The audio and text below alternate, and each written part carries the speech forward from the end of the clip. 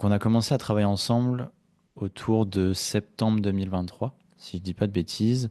Et à l'époque, vous aviez des besoins notamment pour optimiser vos taux de conversion. Est-ce que tu veux me réexpliquer un peu le contexte à ce moment-là et ce que vous recherchiez? Carrément. En fait, au démarrage et pendant les premières années, on fonctionnait vraiment avec un système de lancement, d'ouverture, de fermeture, c'est-à-dire que les produits qu'on vendait, les formations qu'on vendait étaient dispo qu'à certains moments de l'année où on ouvrait les portes de l'académie, puis on les refermait ensuite. Donc, on était vraiment dépendant de ces lancements qu'on faisait peut-être 3 fois par an. Et c'est vrai que la trésorerie en dépendait aussi, dépendait vraiment de ces moments clés dans l'année. C'était assez stressant pour l'équipe, assez chronophage. Tout reposait vraiment sur ces lancements.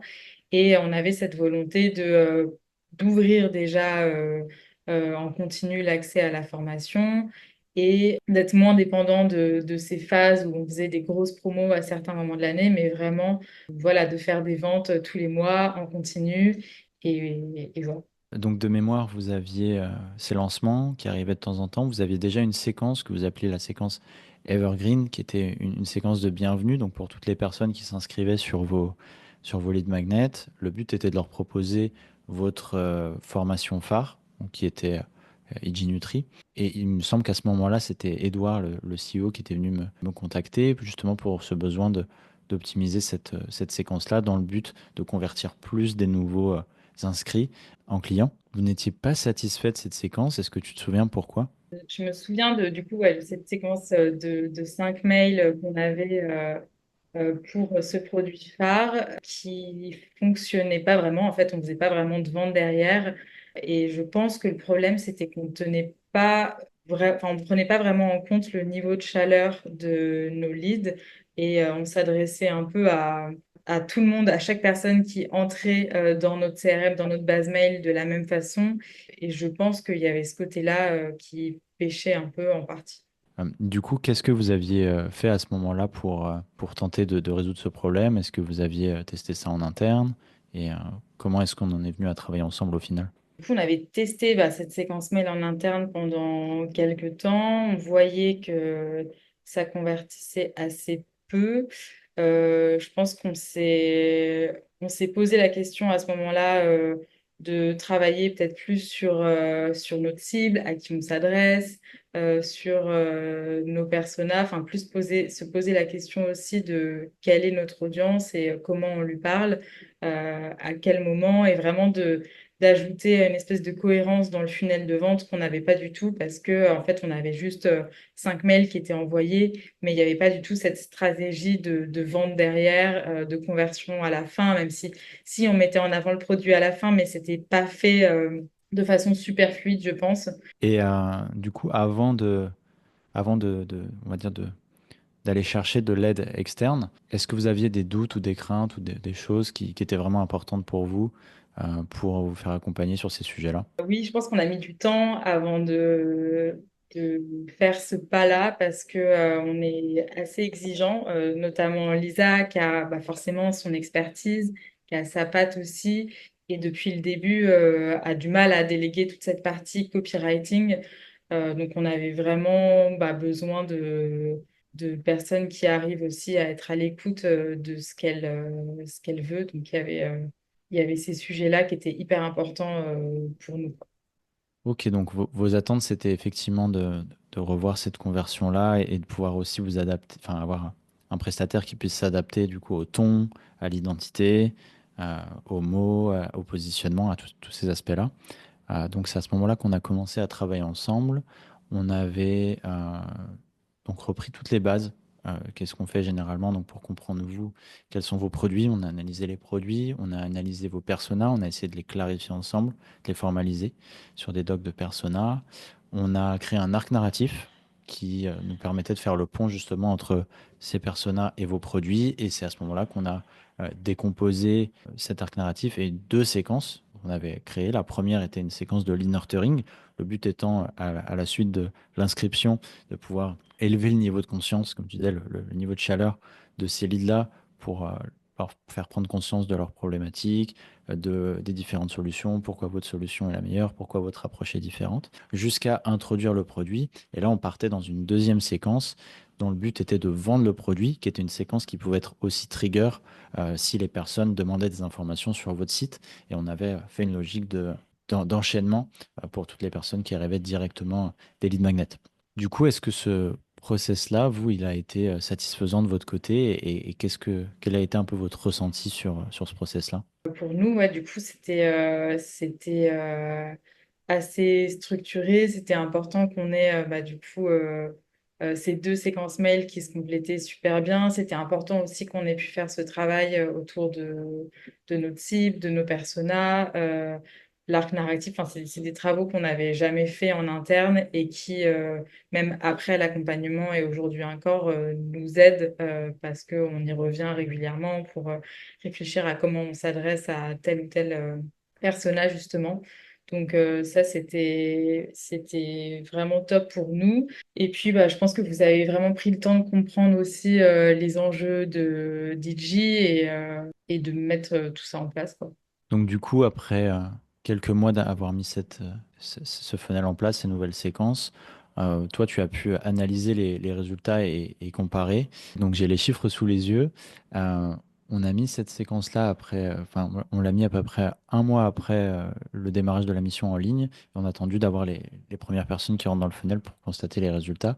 Ce que tu m'avais fait remonter à l'époque, c'est qu'on avait un taux d'ouverture qui était passé de 66 à 55%.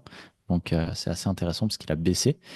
Par contre, on a un click rate qui, lui, est passé de 4,7 en moyenne à 10,5. Donc, c'est x 2,2. Et un taux de conversion, in fine, qui est passé de 2,9 à 6,1. Ce qui a fait x 2,1 également. C'est très, très intéressant parce que ça veut dire que l'open rate a baissé. Et ça, c'est quelque chose qu'on voit souvent. Ou en tout cas euh, qui peut être une fausse croyance qu'il faut forcément augmenter le taux d'ouverture pour faire plus de conversions, alors que non, et c'est au contraire, dans notre audience, si on arrive à mieux cibler certaines problématiques et à mieux parler à certaines personnes, bah, on arrive à raisonner avec leurs besoins à eux, les faire cliquer in fine et acheter. Donc voilà, sur ce premier projet qu'on avait fait ensemble, est-ce que c'était en phase avec les attentes que vous aviez là-dessus? Ouais, même au-delà, c'est vrai que bah, en commençant avec vous, on se doutait que forcément on allait améliorer nos performances, mais c'est vrai que ça a été vraiment hyper rapide et flagrant, quoi. Là, on a fait x2 sur nos ventes et c'était vraiment bah, l'objectif, c'était d'augmenter nos conversions, donc il a carrément été atteint. Bah, très content d'avoir pu y contribuer. Donc après cette première mission, ou plus ou moins dans la foulée, on a travaillé sur un autre projet ensemble qui était de revoir en fait votre logique de lancement pour votre produit phare, pour le coup. Est-ce que tu veux m'expliquer un peu bah, dans quel contexte ça se présentait, quel était votre besoin à ce moment-là, et puis on pourra parler ensuite de ce qu'on a fait pour essayer d'y répondre. Donc on avait un lancement pour IG Nutri et c'était du coup quelques jours où on allait faire une promo sur ce produit-là. Et avant cette phase de lancement, on avait un webinaire qui était prévu, animé par la fondatrice de l'académie. Donc l'idée du coup, c'était de pouvoir inviter notre audience à ce webinaire et ensuite leur proposer une promo tout au long de était prévu, animé par la fondatrice de l'académie. Donc l'idée du coup, c'était de pouvoir inviter notre audience à ce webinaire et ensuite leur proposer une promo tout au long de la semaine pour qu'ils convertissent d'ici la fin de la semaine. Donc ça, c'est une logique que vous aviez déjà avant. Oui, ça c'est une logique qu'on fait depuis un moment, encore maintenant. Et donc votre objectif, c'était de dire, OK, on a eu un premier résultat sur la séquence Evergreen, donc on va essayer de faire la même chose sur les lancements à ce moment-là. Oui, c'est ça. Bah, on était du coup super satisfait du taf que vous aviez fait et du coup, on a pensé que vous pouviez nous aider aussi sur la rédaction de toute la séquence mail qui serait poussée pendant le lancement. Je me souviens qu'on avait fait plusieurs mails, peut-être cinq, où on avait incorporé dans chacun une vidéo qui présentait à chaque fois une partie de la formation et que ça avait beaucoup plu aux personnes qui avaient reçu ces petits fragments de la formation. Mhm. Donc de mémoire, effectivement, on a retravaillé le funnel sur deux grands aspects. Il y avait la première partie où le but était d'aller chercher les abonnés sur la liste en leur proposant de s'inscrire, donc en qualifiant les personnes, en élevant une fois de plus leur niveau de conscience pour les inscrire. Derrière, vous avez, les personnes arrivaient sur le webinaire avec Lisa qui présentait la formation. Et ensuite, on a travaillé aussi une séquence de vente, donc après le lancement, pour tout simplement convertir les personnes qui étaient présentes au webinaire. Par rapport à ça, donc vous aviez un peu des benchmarks ou des chiffres que vous obteniez généralement sur ce genre de lancement.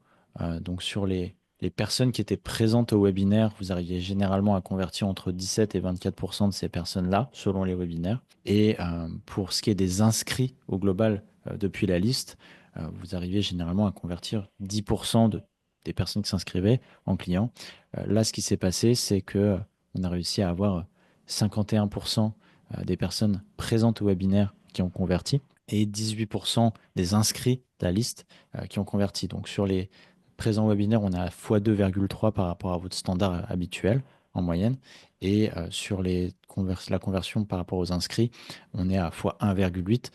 Donc forcément, là-dedans, il y a d'autres critères qui impactent tout ça, notamment le, le webinaire en lui-même et la présentation de Lisa.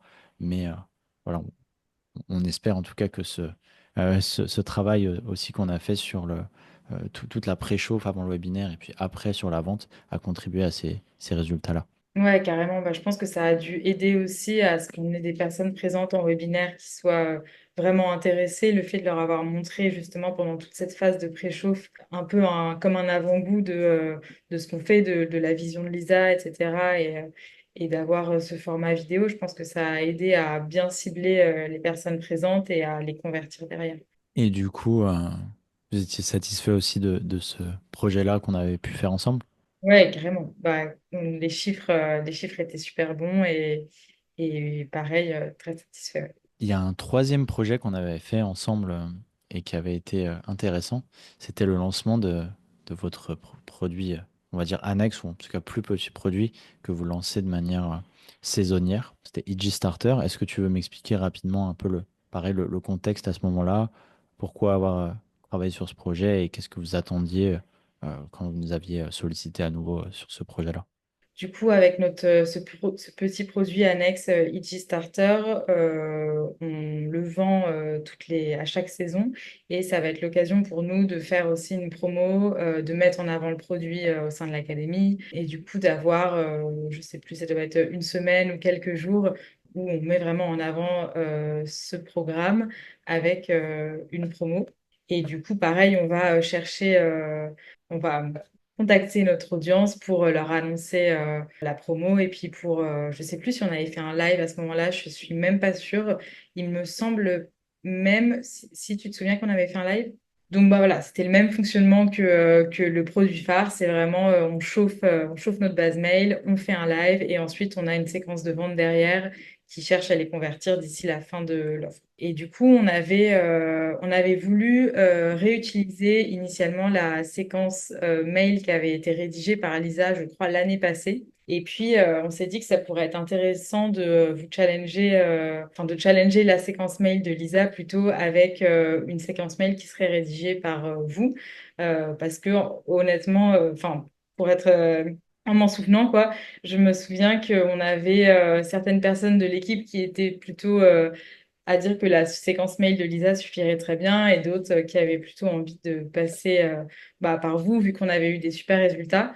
Donc on s'est dit quoi de mieux qu'un A/B test. Et du coup, vous aviez pris en charge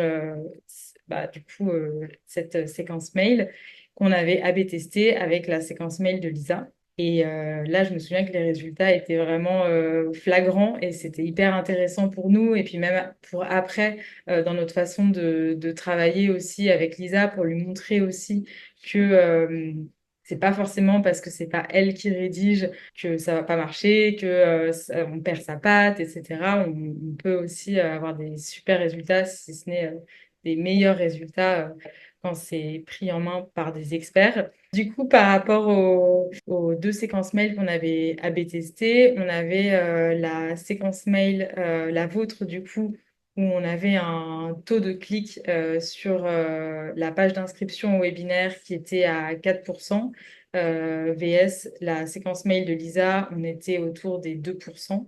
Donc, on était sur le double avec votre séquence mail. De la même manière, par rapport au taux de clic sur les offres qu'on mettait en avant dans les différents mails, on était à 6% avec votre séquence mail et 3% avec la séquence mail de Lisa. Donc, pareil, les personnes cliquaient plus sur les offres dans vos mails. Et enfin, ça s'est vu aussi sur le taux de conversion forcément à la fin, où on était à 0,82% de conversion avec votre séquence mail et 0,38% avec la séquence mail de Lisa. Donc pareil, c'est plus du double sur le taux de conversion. Donc, juste pour recontextualiser ce que tu dis, ça veut dire que vous aviez votre séquence, on envoyait sur un webinaire, on avait des séquences avant le webinaire et après le webinaire, et on a split testé ces deux versions sur la même base mail. Donc, on a envoyé à la moitié de la base mail une autre séquence, la moitié de la base mail votre séquence, et au final, sur la totalité de la liste, on a converti 0,82% de cette liste contre 0,38% de votre côté. Donc là, avec le webinaire qui était le même, donc c'est-à-dire Lisa faisait la même présentation sur les deux listes, évidemment, on avait un taux de conversion qui était quand même 2 fois supérieur, plus de 2 fois supérieur sur notre séquence. Exactement. Super. Donc, bah, j'imagine satisfait aussi sur ce projet-là. Oui, carrément. Et comme je te disais, ça a ouvert aussi des portes ensuite par rapport à la façon dont on a pu fonctionner avec Lisa sur du coup d'autres mails, d'autres séquences mails et ce côté délégation. Enfin, c'était un super exercice et c'était intéressant de challenger ça. Super, bah merci beaucoup Emma pour tout ça. Juste avant qu'on se quitte, je vais te poser 2 ou 3 questions. La première, est-ce que si un partenaire aujourd'hui venait te voir et te demandait s'ils avaient des besoins en conversion ou s'ils voudraient travailler avec nous, qu'est-ce que tu leur dirais? Je leur dirais que s'ils cherchent un accompagnement qui est opérationnel, mais aussi stratégique, je leur dirais, je pense, de foncer parce que je pense que la grosse force que vous avez eue et ce qui nous a beaucoup aidé, c'était du coup, il y avait forcément toute cette partie copywriting, mail, réflexion autour de ces séquences de vente. Mais en fait, au-delà de ça, il y a eu un vrai accompagnement autour de la stratégie et du funnel de vente. Et c'est vraiment ça, je pense, qui était au-delà de nos attentes parce qu'on s'attendait forcément à ce que vous preniez en charge le copywriting. Mais ce côté vraiment vision, stratégie, marketing et voilà, funnel de vente, c'était hyper intéressant pour nous et ça nous a beaucoup aidé pour la suite. C'est vrai qu'on n'en a pas parlé, mais on a fait aussi un travail sur forcément bah, les pages, quand on faisait des lancements ou des séquences, forcément on redirige sur des pages, donc la copie sur ces pages et la stratégie globale avec le funnel est importante. Et on avait beaucoup discuté aussi de comment réfléchir à la capture, les lead magnets qu'on utilise pour que cette séquence fasse sens aussi.